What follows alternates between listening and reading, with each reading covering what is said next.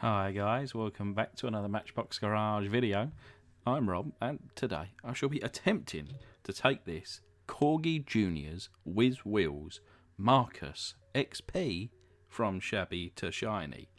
Now this is a more of a modern car, but it is very shabby. And normally I would do this kind of era, 70s, 80s, as more of like a custom really, but today I felt that it deserved the restoration, or what I'd like to consider restoration plus. Just add a couple of little minor details just to, give it a little bit of Matchbox Garage, I guess. But remember, 2,000 likes on this video, and this car could be coming to you. All you need to do is subscribe, like the video, comment down below, and you'll be in with a chance.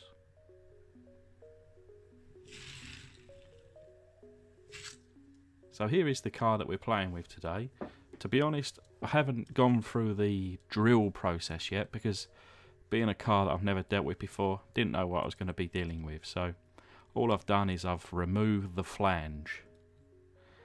But it does read underneath here, made in Great Britain, Corgi Junior's Whiz Wheels Marcus XP. It's a quite a heavy little thing. It's a metal based car. It actually rolls really well.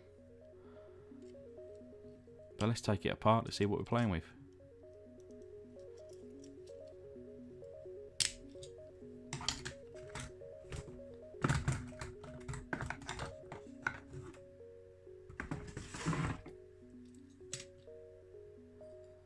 So the main casting there then, in that lovely shade of orange, and I'm sure Corgi and Matchbox must have used the same vat of orange that Tamiya have tried to replicate, and it does read on there Marcus, and you can certainly see it a little bit better now that it's been restored. And then the window section, which doubles up with the front headlights, in a right old state really compared to what I'm looking at.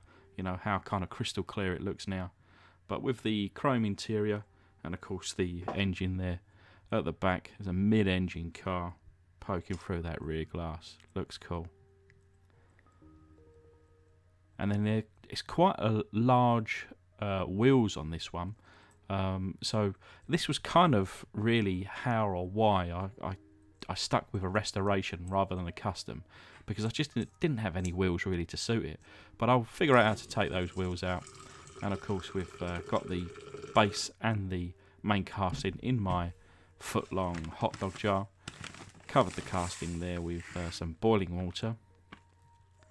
And we'll go with a couple of teaspoons of caustic soda.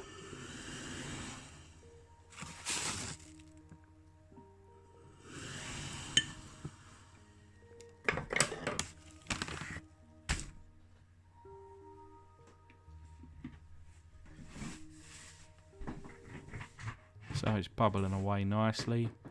Kind of gets a nice little foam head on there, and usually this means it's doing pretty well. And the kind of, I guess the water goes quite creamy, but you couldn't actually see through it, but yeah, it was coming off, and you'd have to trust me on that. But whilst that's doing its business, we'll clean up the plastics, and the interior will keep as it is now that it's nice and shiny. And like I say, here's the glass, which there was a lot of kind of ingrained dust and dirt into that, and now it's been given the pledge treatment. The pledge shall revive it. That glass is looking shiny, and this has only probably been to one side for 5 or so minutes, and it is still very hot, but you can see through the bottom of the glass there. The paint is all of it's come off, and it's all floating there. But yeah, this is still very hot, and holding it rather gingerly, making sure that I don't obviously pour it out on myself. But the base here now, you could probably read the lettering there a little bit easier. And then the main casting. Very interesting design. I googled this, and It's an odd looking fella.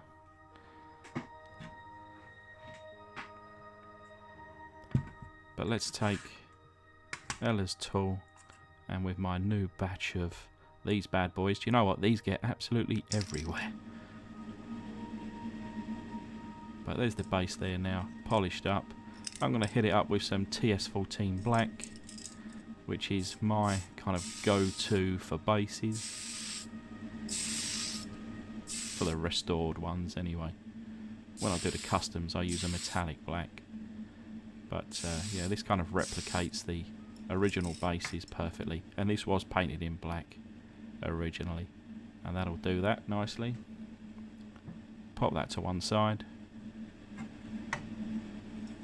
And then there's the main body of the casting there. And we use the Tamiya Fine Surface Primer in white.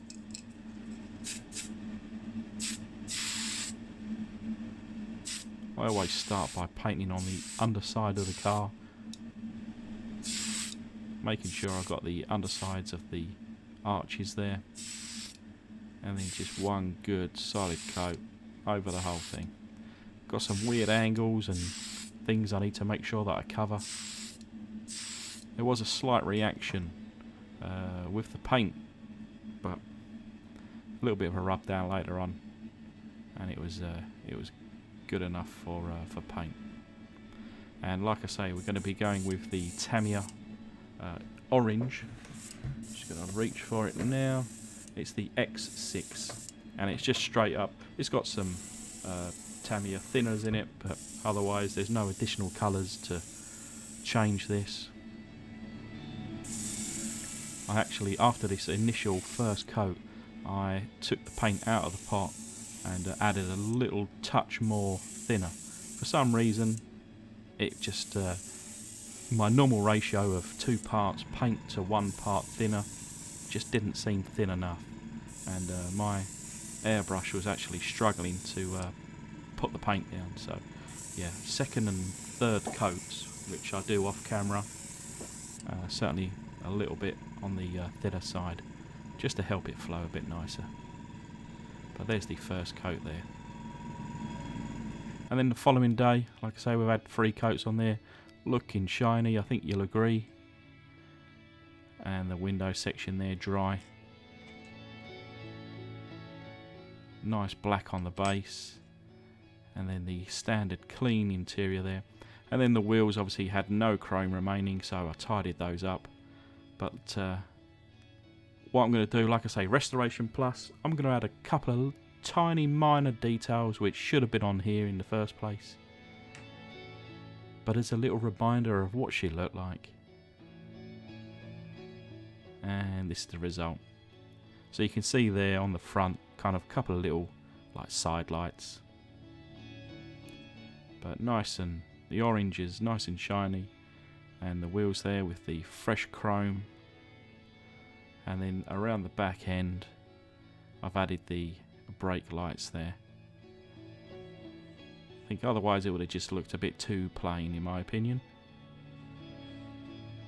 I have also added a tiny little bit of chrome on the top that you can't see, which would be on the Marcos sign, which I did show earlier on in the video.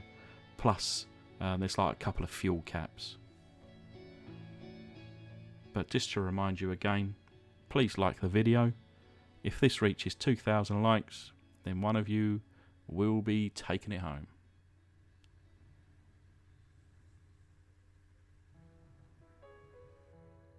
Anyway, just want to say thanks to my patrons.